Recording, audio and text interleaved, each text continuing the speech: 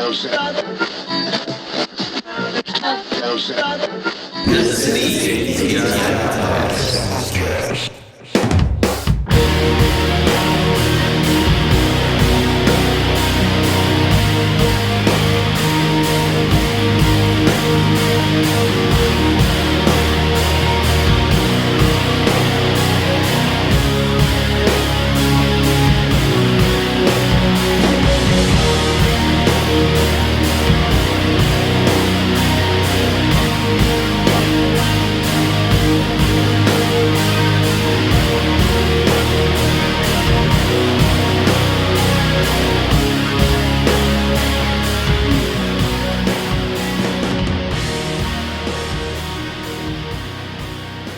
Welcome everybody back to the ATI Podcast. We are live with Slide from Philadelphia, where it's always sunny, I hear.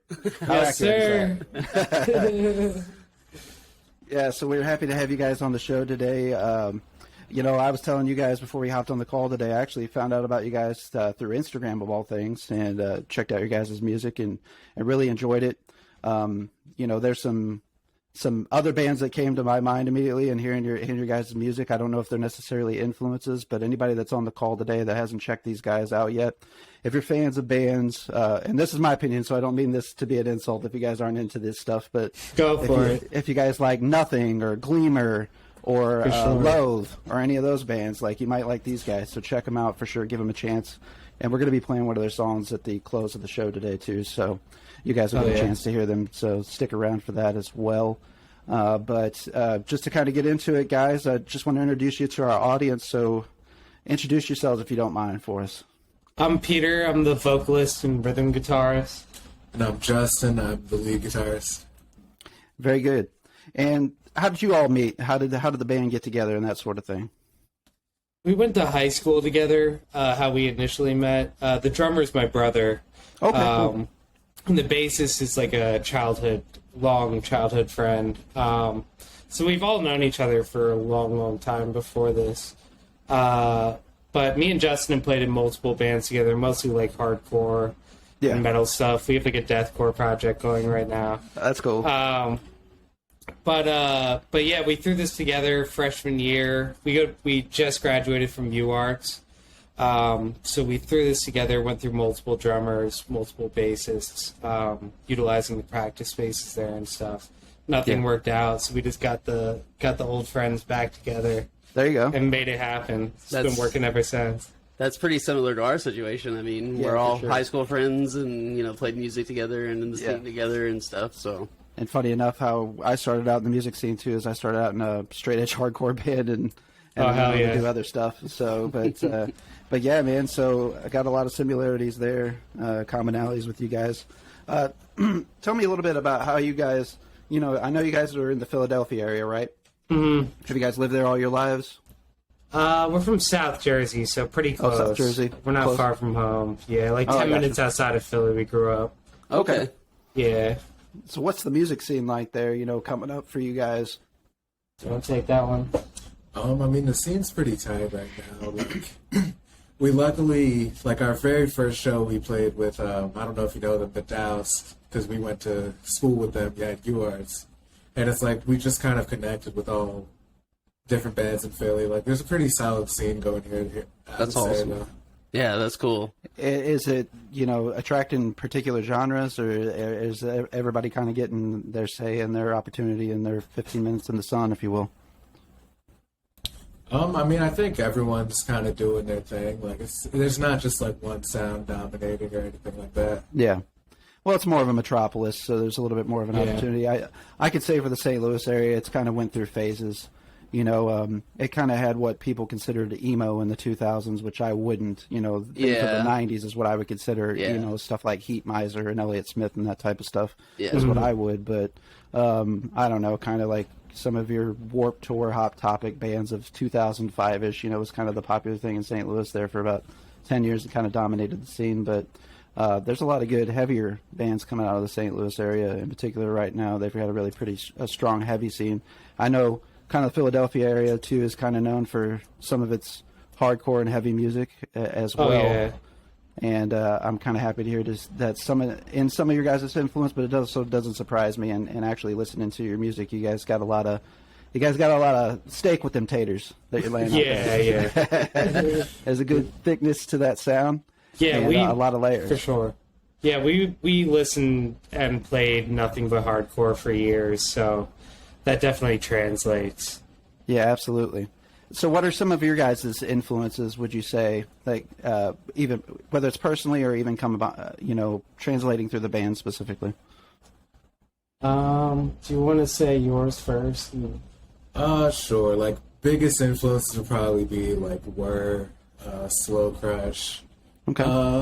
Starflyer 59, My Bloody Valentine. Yeah, hell yeah. We were just MBV, kind of baby. talking about that before we hopped on the call. Yeah. Couple of those bands. How about you, But Keith? yeah, definitely like Nothing, Were, Deftones, Yeah. stuff like that for sure. Like that like heavy but still pretty sounding shit. Right. Yeah, that like long drawn out like epic. Yeah. Like I love. Shit Yeah, like Deftones that. is definitely Yeah. some of our favorite. I mean, they've been doing it forever, and Oh, Chino's kinda- bad. They're oh yeah, gods. Chino's the Yeah. man for sure. Yeah. and Carp on the guitar is insane. He's always sure. creating a mood. So, kind of, you talked about some of, kind of the hardcore stuff is kind of what got you guys started. And I know you guys are really active in the scene. I see you guys are posting shows all the time right now. I know that Hate 56, I guess, recorded you guys. So Yeah. that's a channel that I'm always religiously Yeah, watching dude, that's on YouTube. awesome shit, man. That was pretty so dope. sick. We found out like 10 minutes before we headed to the venue. So like we were practicing and shit, but like we weren't. If we knew we were about to have a Hate 56 video, we would have had like 4 practices that week to like Right, really yeah. like Fine set tune up some something shit. special. Yeah. But because that show was kind of that show was up with all hardcore bands, so. And the night before that, they wanted us to play an hour at the Polish Club. So we had a long set and then like a heavy set for the hardcore show. So it was really short and sweet. I mean, I think it turned out good, but we weren't expecting that level of pressure. Coverage. Yeah. I watched so much of that shit forever too. Yeah, Like I know. And that cat just went on tour with Rage Against the Machine, man, documenting their shit. I know, that's crazy. I It's love coming it. up. I love it, man. Yeah. Yeah, you love it whenever, especially somebody you've been following, like that guy for us at a distance anyways. You see them kind of start to get their flowers, their recognition and opportunities. Seriously. For sure. It makes it, I don't know, it's like, kind of like they got the whole crew on their back in a way, They really do. They put so many bands on. He put himself on. Now he uses that to spread the love. It's sick. Yeah, absolutely. And, we talked a little bit about the scene in Philadelphia, but in that surrounding area, kind of where you guys are cutting your teeth mostly. Can you kind of talk about, too, how obviously COVID impacted, things for everybody? Philadelphia, again, being a little bit more of a metropolis in that surrounding area. Yeah, like, is it still kind of hindering the music scene at all? Like, Right now? Yeah. No. It's totally chill. I mean, no masks. I mean, people still wear masks. Like people are extra cautious, whatever. But in general, I feel like the shows, it's constant shows, and there's no capacity or anything. They're chilling. that's cool. For sure. Whenever I was doing a little bit of a deep dive on your guys' Bandcamp and stuff and looking at all the releases that you had out on a timeline, that is, the oldest one that I could find on there was in 2020. Is that accurate? Or have you guys been doing stuff prior to that? So the one that's probably Swell from Yeah, 2020. that's right. And so before we were Slide, we were Slime, like with an M. Okay. Okay. So we Yeah, dropped, we have a release from before COVID. yeah. So we dropped like 2 EPs under that name. One of those was Swell. And then Okay. we eventually decided to change the name, and we just changed the M to the D on that. Yeah, we just That's an changed easy that change. part. Yeah. Hey, it was works, easy. man. Yeah, I it got was to a- ask you why the name Slide. Is it to do with the Philly Slide, the dance? Or- It was partly a joke because of how similar it was. Okay, so I gotta explain why it was slime in the first place, because that Okay. sounds weird out of context. Slime, we were freshmen at UArts, and we wanted to do like a kind of a quirky alternative band. Like if you listen to that EP, it's called Spring Tape. by Slime. It's on streaming and stuff. It's like more like a Smashing Pumpkins, like more Joyce Manor kind of vibe. So when we did Swell, we wanted to take it in like a heavier, more serious direction. Gotcha. And so we were looking for a slide. I don't know exactly what the meaning of it would be if it really came down to it. It was really because the M and the D, and then we just really liked the ring to it. So we kept That's a cool story too, though. You know, hey, that's fine, man. As long as it works. I was wondering if it had anything to do with the Philly slide, which is eerily similar to many other line dances, but it is. We got the electric slide here. The electric slide, I guess, is what's kind of famous around this area, but it's the same thing, you know, essentially. So, what's kind of like the resurgence, the bounce back? You know, I obviously during COVID things were limited for everybody to some extent, but you know, did you guys see right away? Was it hard even to get on tickets because of the pent up demand, or you know, did you have a lot of opportunities right out the gate as things started to open up? We really lucked out. Like when we got our first show with Dows too, like Justin said, went to our school, so we knew them personally. They have a lot of clout in our scene. Like they're a sick band. They bring out a lot of people and shit. And when we dropped that EP, they've reached out and we're just like, yo, you trying to play October 28th? Like shit was just kind of opening up when that happened. So that was just sick. Like we had a couple, like 2-3 months. We hadn't seen any of each other for like the majority of the pandemic, and stuff like that. But when that shit happened, they just put us on when they didn't have to, and that was sick. We're eternally grateful to them for sure. Heck yeah. Yeah, it's always awesome whenever there's other bands out there that are, you know, willing to pull people up with them as well.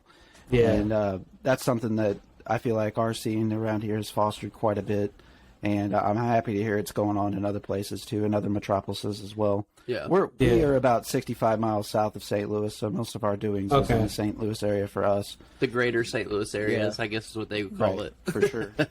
But it kind of encompasses multiple places, kind of in our network, but I know Philly's a lot closer to many other places, you know, as you already mentioned, kind of the Jersey area. It's not too far from several other metropolises. You know, have you guys really gotten into any other scenes outside of the Philly area? We have 2 shows coming up. Yeah, we got one in Brooklyn. Okay. Hell yeah. It's in November. November 12th. I think it's Golden Sounds or something. Golden Sounds. Yeah. And then we have one in Harrisburg on the October 22nd, I think. I'm sorry. That's all good. We'll get it all cool right. Too. We'll post it for you boys. So. Yeah, absolutely. word. Thank you. Yeah, absolutely. We got some friends that are in some touring acts right now. Excuse me. We have a friend, Jason, in particular. He's on Napalm Records on Storm Ruler, and they're a death black metal band primarily, but a little bit of death influences as well. And they're getting ready to do a European tour, but I know they just played out on the East Coast. They hit up Philadelphia. I don't remember what venue, but St. Vitus is kind of a notorious venue in Brooklyn, and especially if you like heavy music, you know that. I've definitely heard of it. Yeah, it's definitely a place if you guys get the opportunity to. It's got an insane scene. It's of the best, like especially in heavier music scene to get the opportunity for sure. Every show's packed out. They had amazing sound. And I think it's kind of like unassuming whenever you go into the venue. It seems like, you know, really chill and kind of, I don't want to say low budget per se, but, you know, just very nondescript. But they pack the place out, dude, and they got great sound guys there and stuff. So. Yeah, I've never been to Brooklyn, I don't think, even in my regular life. So it's going to be interesting getting out there at all to play. Yeah, I can imagine. Yeah, that'd be awesome, man. Like, I'm just a small town farm boy, so for me to even think about playing in Brooklyn would be insane to me. So that's pretty incredible. For me, I think it's awesome. Hell yeah. So some of the first stuff I mentioned earlier that I came across of your guys' was the Swell single. It was dated for November 20th, or 2020, excuse me. And then I guess after that, was that the Once EP that you guys did in the fall of 2021? Yes, sir. That shit came together pretty organically, I feel like. Like, we've been recording, like, so many demos of different songs. There was so many songs, like, over, like, a 2-year period. And we kind of just chose the best of those and released a new we kind of wanted to shift the sound just like a little more shoegazy after the Swell EP. So Yeah. we kind of used that as like the vehicle to get us to be into the LP zone. Right. Yeah, I did notice a little bit of a shift musically, but again, a little bit more into the shoegazy thing. Things a little bit more atmospheric, where you can get a little bit lost in the sauce, if you will. Yeah, yeah, for sure. But yeah, dude, I love what you guys are doing. And of course, after that, you've got the Pool LP that just came out this summer, right, in July? Yep. Yeah, that was sick. I interned with Jeff Siegler, who ended up mixing and mastering that. He recorded like the Guilty of Everything album, and like tons of other sick acts. And I interned him as part of my senior project, so I asked him expecting nothing, and he like gave me a great deal. And That's awesome. Made it work. It was sick. Yeah, that's cool. Yeah, I'm a big Nothing fan. In fact, I get to go see them in St. Louis on Saturday with Boris. Oh hell yeah! They're touring right now, and I've loved Boris for a long time. You know, Feedbacker and the Pink album and all that stuff back in the day. And in fact, actually, I got my Nothing and Integrity crossover shirt whenever they did the Splitsville on. Yeah, I fucking love Nothing. They're one of the best out there, I think. And for real. Yeah, and that album in particular that Jeff did is great as well. And I was going to ask you too, kind of behind the recording progress, is that the first opportunity you got to record with him? Was this LP that you guys did? We recorded everything ourselves, but he mixed and mastered. I got you. I don't think we could have afforded the full treatment. But I got you. But yeah, we tracked everything ourselves. I tracked vocals though at his studio. Okay. So that was cool. That was cool. It was nerve wracking, and I mean on Mirrors we tried to do it fit into 2 days. And everything was going so smooth. Everything was going so smooth. And on the last day, the last song we did was Mirrors. And I just couldn't do it. Like, I had just gotten over COVID. I don't know if that, like, my throat was giving out. I sing quietly. So I'm sitting in there just frustrated. Like, my voice is going out. It's getting raspy. I can't stay on time. So we just left, and I came back to do that song again, like, a week later. And we got it. Yeah, but other than that, it was so smooth. Yeah, you got to do it in some of those instances. It's just your voice will give out sometimes at the most inopportune times. I know how that goes. Yeah, and I would imagine you had to have, even if it wasn't very evident, had to have some complications from having had COVID too. A lot of people didn't have their lung capacity and that sort of thing, regardless of how fit or healthy you were. Yeah, for real, it was hard. So on this Pool LP, you guys have got 8 tracks on there, and of course it starts out with Repeat, which folks are going to be hearing today at the close of the show. Any other interesting stories or experiences while recording the album that you care to share with us, outside of who mixed and mastered it for you guys? How about the songwriting process? How collaborative is it? Is there is it you two guys primarily writing stuff? Yeah, it's primarily us. We usually just send each other skeletons of songs. Yeah. That are ranging from like 50 to like 90% done, and then we figure out the best way to make it happen after that. As far as the vocals, I just sit down with it on. I usually just get a demo tracking with my SM58, and I didn't even expect to be recording the vocals with Jeff. So imagine an SM58 versus I don't even know what he used. It was something that he didn't let me set up. So because I interned there, like, you want me to set it up? He's like, you can't touch this one. I'm like, all right. I'm like, oh shit. That's pretty great. Yeah. Yeah, we. Going forward, you think that you guys are going to continue to revisit that well and use them to mix and master? You guys going to try something different in the future, or what are your thoughts there? I just texted him saying the reception's been great and thanking him again, and he said he'd want to do another record if we want to work with him again. So very nice. Hell yeah. We definitely have to get up the money. The payment was a graduation present from my parents, so we got to rack up some band funds before we go back to them. But yeah. Well, them shirts you guys are selling are freaking dope. We were checking them out. Check out those long sleeves. I like that design, man. It's kind of in that wheelhouse of kind of some of the hardcore designs and stuff too. So I'm always down with that. Yeah, it was sweet. And can't go wrong with a long sleeve, especially on the East Coast, right? Yeah. Up in the Northeast. Yeah. It's about to be that season. Now, being in Philly, I got to ask you boys, like, I'm a big Philadelphia Eagles fan. I have been my whole life. Are you guys, like, into sports at all? We're Sixers guys. We're Sixers guys. That's I'm okay. watching much football. I am going to watch this season, though. Yeah. I am. I want to see the Eagles win, dude. Heck yeah, man. Yeah. I watched the Super Bowl they won. That was a magical experience. Yeah.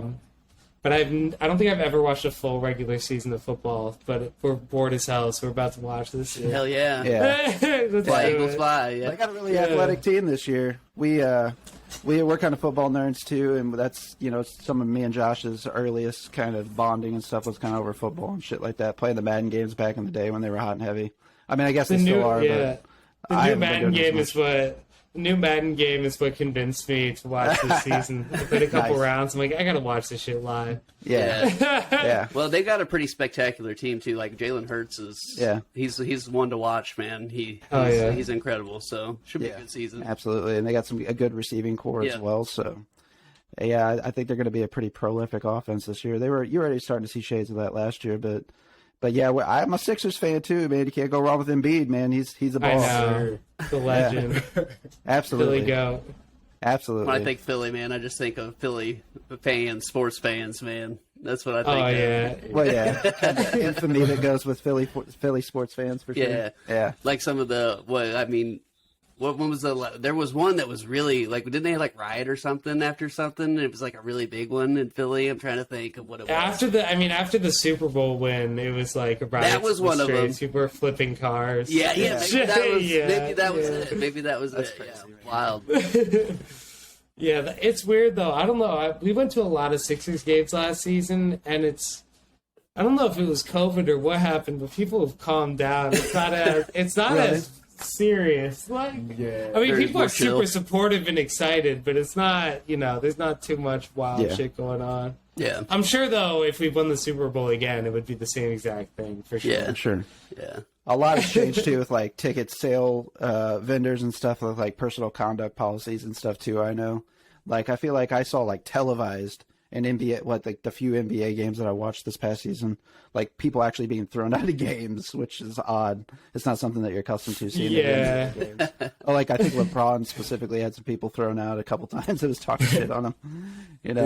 Yeah, the last sure. Sixers game I went to, they had like papers on every seat that were like, all the fans need to behave themselves. It was like after I think someone threw popcorn on like Russell Westbrook or something. They're like, all right, fans, don't fuck this up. We're gonna have a good game tonight. He is a pretty hateable guy sometimes, so he's kind of asking for it. So, shoegaze music in and of itself is pretty legendary for effects. I'm not telling you guys anything you don't know, but let's talk about some of your pedal setups and your rigs and that sort of stuff. I like to nerd out on that shit. I think I saw a video of you somewhere on social media where you were like kind of showing off your pedal board and saying this makes the noise and this and that. So let's talk about what you guys got on your rigs. So the foundation of both of our rigs is the Mustang GTX 100, and everyone should get one. It's a Fender amp. It's not kosher. It's not. It doesn't have tubes, but it's 100 watts solid state, and it has outputs, so like you can go straight into the board and whatnot. And what it does is you can change the cab and the head, like it's a amp modeler. Right. So like all of our different tones, like my clean tones are out of a different amp, and my distorted tones are out of this amp. So you can really dial in basically any tone you can imagine. Right. That's cool. Into these things. And then on top of that, as far as my pedal board goes, I got a Hall of Fame 2. I got a Collision Devices Black Hole, which is like my shit that I, like on only with the the noisy shit that I can modulate. Other than that, just volume pedal. I use a vocal pedal live to use like reverb and shit. Okay. And then everything else is on my amp. Like you can put like 5 different pedals on each preset, like in the phone app for the amp. So it's like, I know it's kind of like taboo for the shoegaze. Not anymore, really, anymore. Yeah. Things have come good, but... so far along with solid state in particular, even, you know, and the technology and everything. Like, really anymore, it's I don't want to say like a necessary evil because it gives it some kind of negative connotation, but you know, definitely nothing to be shy about there, because, you know, especially whenever you're running like if you need to like run a humble rig and not carry out a bunch of pedals and have a bunch of fail points and all that stuff. You know, I've seen like people really get themselves in some trouble. Our pedal boards would be like 200 pounds. If we didn't have all that shit on the amp, like, right, for sure. Crazy. Really... But do you want to run down yours? Oh yeah. So I think I have the JHS Bonsai, which is basically like a tube screamer modeler. Yeah. And then I have like the TC Hall of Fame, which is pretty nice for my it's kind of like my always on reverb, basically. Yeah. And then got the Russian Big Muff, like the Sovtek Deluxe. Hell yeah. And then after that, I have this other, it's a cool, like, half reverb, half delay pedal called the Source Audio Collider, which is how I get, like, I like the really big, like, lead sounds, like, really big washed out sounds. Yeah. And then the last thing is just, like, what's it called? The TC Flashback. Yeah. Which is just another delay pedal. Yeah. And then I'm obviously running into a bunch of reverbs and delays on the amp. Yeah. Do you approach guitar in a similar way, Justin, where you've got some presets already set up too through the amp itself? You got a couple different effects running there? Yeah, like I basically everything is like 4 or 5 different presets pretty much that I just go right in between. And then I'll make small adjustments on like the board. Are you running a Mustang too for a head? Yeah, the Mustang as well. So what's your bass player running? It's like a pedal board. It's really like a cheap setup because I had it's a whole. I'm not going to get into the story for the last basis, okay. but I bought just like some cheap pedals to set them up because we had none. We have what is it? It's like what is the bass head we have? I can never remember. Oh, it's like a hard key. It's a hard key super bass, I think, or something like that. And it sounds decent, but it needed like compression and stuff like that. Gotcha. Like limiting and stuff. So we set up the best thing on there is the Boss bass limiter, which is amazing. It's a limiter and enhancer. Yeah. I don't know exactly what it does, but it sounds amazing. It limited it and it enhances it. Yeah. It's all in the name. And there's a guitar pedal as distortion. And then we run a line splitter to keep the low end and then use the distortion over top to kind of fill out. Hell yeah. Well, that's just, again, adding to those layers that are necessary kind of in that genre that you guys are playing in too, for sure. So we talked a little bit about the Hate 5.6 stuff too. I guess a follow-up I missed on earlier. How did that come about? I know you said that you got a call about 10 minutes before, but you know, like, were they just looking for a venue to shoot some stuff, or were they there for another band and you just got kind of looped in, or do you guys really know the story behind that? I think like they were always like I've since looked back at the post where they announced it, and it's in the caption that we just never noticed. Oh, yeah. So we found out late, but I didn't know that till right now. But they were there to, I guess, film Snuff either way. Yeah, they shoot Snuff a lot. And he's from Philly, so he's probably just in town. It was convenient. Yeah, I noticed that they kind of bounce around to specific venues as well. Kind of like, I think it's, I want to say First Unitarian Church is one of the venues. Or for something similar to that. I saw a lot of good shows there. Yeah, which looks like a pretty dope place. I guess it's a current church or former church. Right?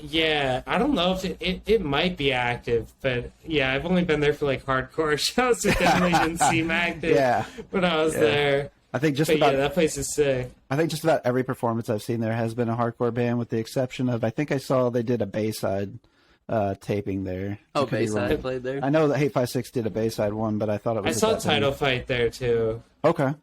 I guess they're hardcore. They're considered hardcore, but yeah, for sure.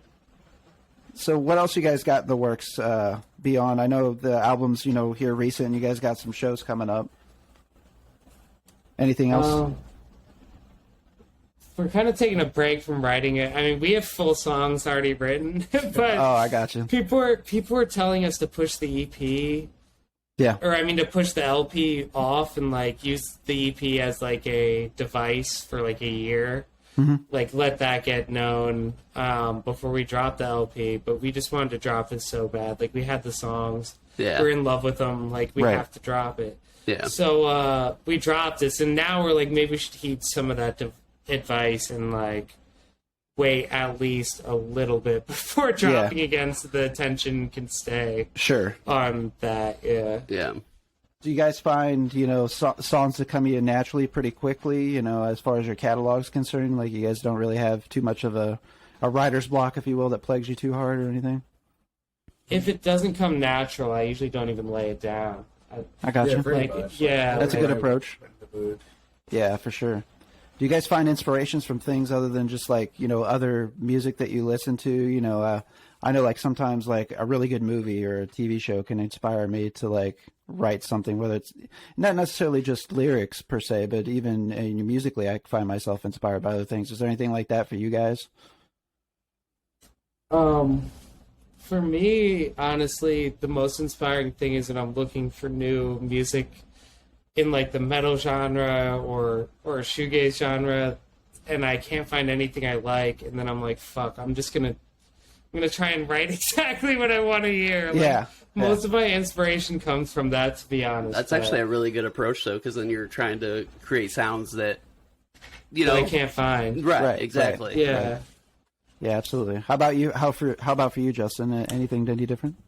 As far as like non-music influences, they mostly come through like during our live shows, we'll play samples in between songs, and like usually when I'm making those samples, I'll sample like either like some monologue from a movie or like some weird little thing from the score. Yeah. Like one of the samples we play like in between songs is from Eraserhead, because that has like a really cool, weird score to it. Absolutely. So there's the other ones that I can't really remember. David Lynch, one of the all-time great directors, my man. You can't go wrong with him. And a hardcore band I was in previously, we wrote a song about Frank Booth from Blue Velvet. So that was the Dennis Hopper character that was sucking on ether. But yeah, you can't go wrong with David Lynch. He's one of the best directors. I'm a big Cronenberg fan myself, kind of similar school of thought, Canadian director. I don't know if you guys have ever checked out any of his movies. Yeah, I know. Yeah, he's dope too, and he's got some pretty fantastic soundtracks to some of his movies. Another big influence that I know that, myself and some other bands have had in the past is like comic books or comic book writers or art. Some of the things that I was noticing too about your guys' album artwork in particular. Are you guys creating that yourselves? Are you guys seeking out another party to do some graphic design for you guys? I always like to hear what band stories are behind their album art. This recent album art was a serious process. At one point, we thought we wanted to use a distorted picture of my two dogs because they look so cute. They're like sleeping on each other's necks, like going over like that. Yeah. And we were just sitting there, and I was just cutting out like every little detail. It took so long, and then it looked terrible. Like, it looked terrible. We were like, oh no, So we just really were going through pictures and whatnot, and it's actually pictures of the sky that I took off my roof. Oh wow! Of I guess chemtrails or whatever they are, like contrails, not contrails, they whatever. Could be chemtrails. Yeah, they could be. Who knows? But yeah. Careful harps out there. Yeah, they're listening right now. They're gonna come put the kibosh on you and start flagging the music.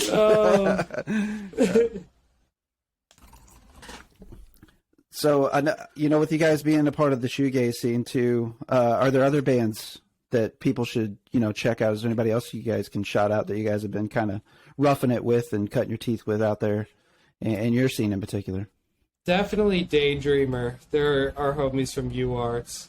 They've kind of like a title fight, like hardcore, but singing type vibe, like high energy, super heavy. Douse cool. For sure. All Under Heaven. They're my homies from way back in the day. They're in a hardcore band called Shackled. I don't know if you've heard of them, but they're it's like the same lineup, but it's like kind of a more melodic, gazy situation. Tagabo for sure. They are getting a body of water. Definitely. High for sure. We met them a couple weeks ago. Okay. They keep putting us on. Yeah, Very good. Yeah. So what's a tour possibility looking like for y'all? Oh man. Well, our drummer's still a senior in college. Okay. We're definitely looking at the possibility of doing runs, but I don't know about a tour. Yeah. Just because we just graduated, we don't have jobs yet. We're still trying to figure out what's going on in Philly before. But we're trying to play like slightly out of state shows, just to sort of spread out, expand that exposure. For sure. Well, if you guys ever want to come to St. Louis, I'm sure. Yeah, we can hook you guys up if you for start you. making it out west for sure. Hell yeah, Got a few different connections out here. My aunt lives in St. Louis, so Okay, cool. I'll take you wow. up on that if I'm ever out there. Hell yeah. Yeah, we got a buddy who used to do a lot in the scene out here. He actually ran his own distro for a little while. It was called Error Records, and he moved out to the East Coast to Nashville, or not Asheville, excuse me, which apparently is like it's like one of the biggest developing cities right now in all the United States of America. But he's actually a part of a, I guess I would call them post-punk band, but Secret Shame, and they've done a lot of tours with like Vision Video, which is another band that's kind of blowing up right now. And he's often putting on a lot of shows and stuff, but he's also in a death metal band on the side as well, Harsh Realm. Oh, hell yeah. He does some like distro type stuff, but some of his former bands that he's been in has been, they've gotten some distro deals through like Death Wish, Jacob Bannon, Converge guys, those people. So he's been around in the scene for a while. But he would be another good connection for you guys if you guys start getting out and playing. I'm sure he'd love your guys' music. I've been friends with him for a long time, and so if you guys get out there and start needing some dates or something, don't be afraid to hit us up. We got a few connections here and there. Good looks, for real. Yeah. So we, the other thing I got to ask you guys about too, and I didn't mean to jump the shark too hard. What initially got you guys into playing music individually, and we can start with you, Justin. I see Peter's taking a drink there. So, playing music originally, I guess I started playing guitar when I was like 16. I was really into like King Cruel's music at the time, which is like awesome, kind of like jazzy guitar stuff. Oh yeah, man. Yeah, I mean, I started off learning his songs, and then eventually. But my taste expanded to include like shoegaze and like other heavier music, and then just started hanging with Peter. We started making music. Hell yeah, that's awesome. How about you, Peter? When did you get started, and what kind of inspired you to get started playing music?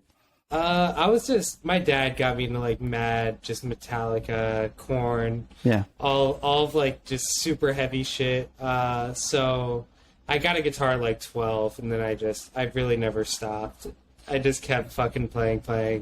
I didn't really get passionate about it until I started writing music. So like, practicing felt like a chore and whatnot.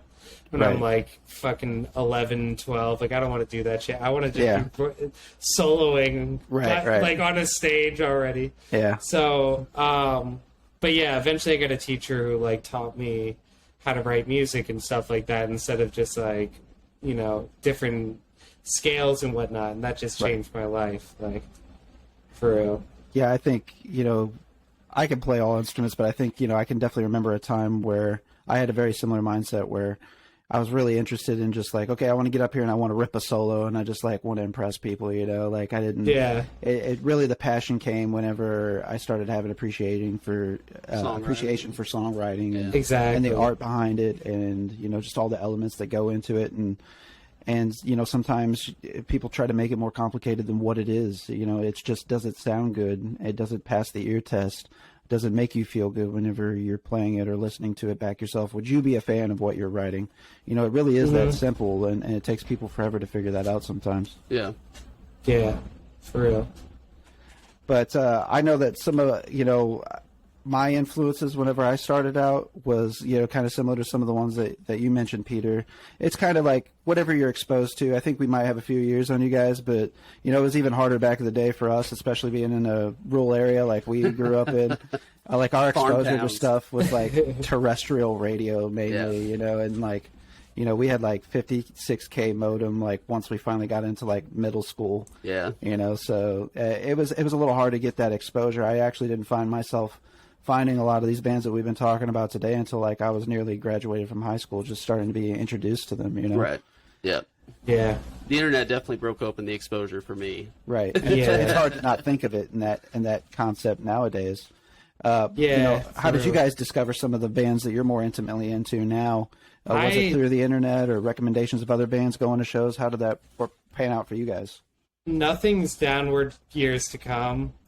I found on Bandcamp when I was just looking at Philadelphia, like I was doing the Philadelphia tag, just going through when I was like maybe like 13 or something. It had just dropped. And I listened to that and it just blew my mind. So really like the internet, I'd never heard Shoegaze or anything before I heard that. And I heard it and I was just on repeat. I couldn't even understand what was going on. I just knew I loved it. Yeah. But it was completely random.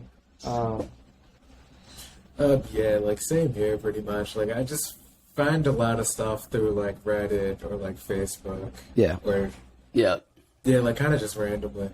Yeah. Yeah, Reddit is a great resource. I didn't even overlook that one earlier either, and I actually stumbled upon the subreddit where you guys had posted your album. And you guys had put up on under the Shoegaze thread as well, and I think I kind of myself came into Shoegaze, oddly enough, was probably the Sofia Coppola movie with Lost in Translation with Scarlett Johansson. Is when I first heard My Bloody Valentine, I was like, what is this? Sometimes was played prominently in that movie. And I probably heard Shoegaze before that, but that's definitely the band that got me into the genre. And to do a further deeper dive was My Bloody Valentine, and they're still doing it today, even though there's a few years between releases. But yeah, they're absolute pioneers in the field, and that sound, man, is just way ahead of its time. Seriously. So is when it comes to formulating your guys' music, is there really I don't want to say sound ridiculous, but I'm just going to use this comparison. Like, is there a real chemistry that you guys put behind it in the sense that, we need to layer it with these approaches and these sounds, or are you guys just just approaching it with the bare bones? Okay, this is the song idea that I have, and then maybe even stumbling upon, a lead here, or I don't know if you guys like ever think about incorporating like synths or anything to kind of help fill out parts and what have you.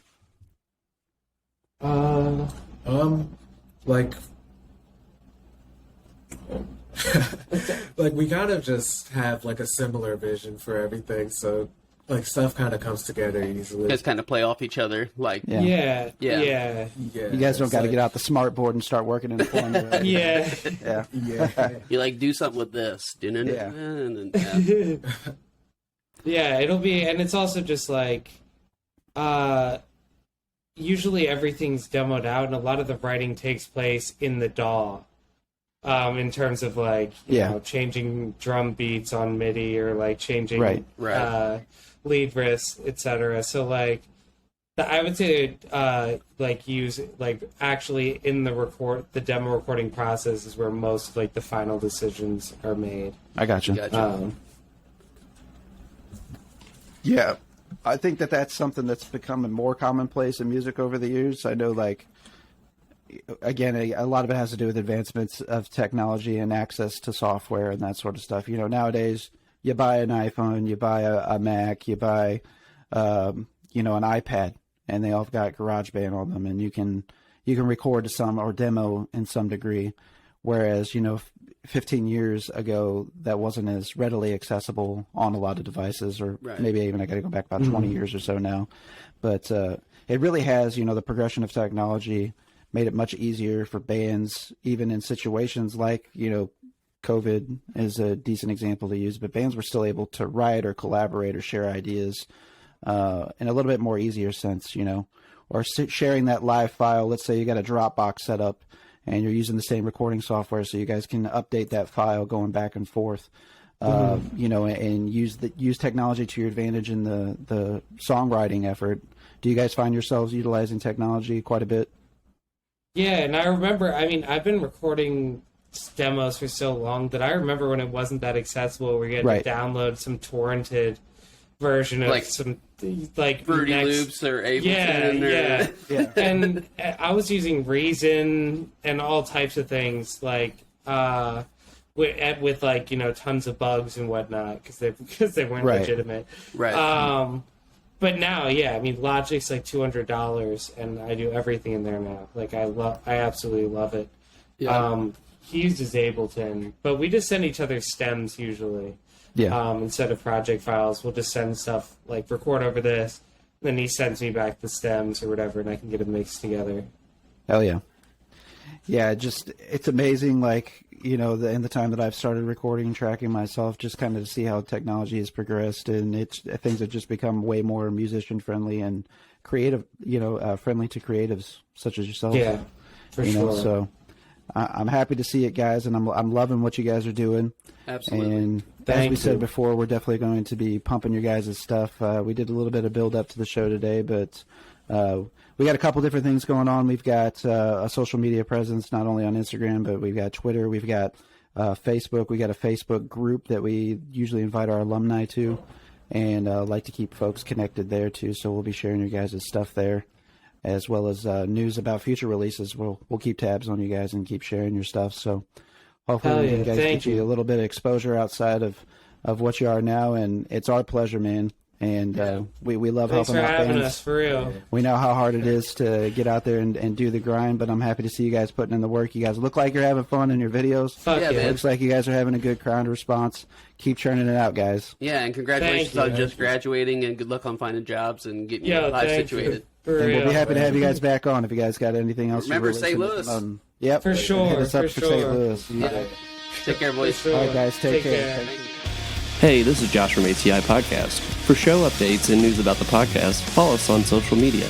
You can follow us on Facebook at facebook.com/ATI Podcast 22, on Twitter at podcast_ATI, on Instagram at the ATI Podcast, on TikTok at ATI Podcast. DMs are always welcome. Have a question for the show? You can always email us at ATIPodcastQuestions@gmail.com. Stay safe out there.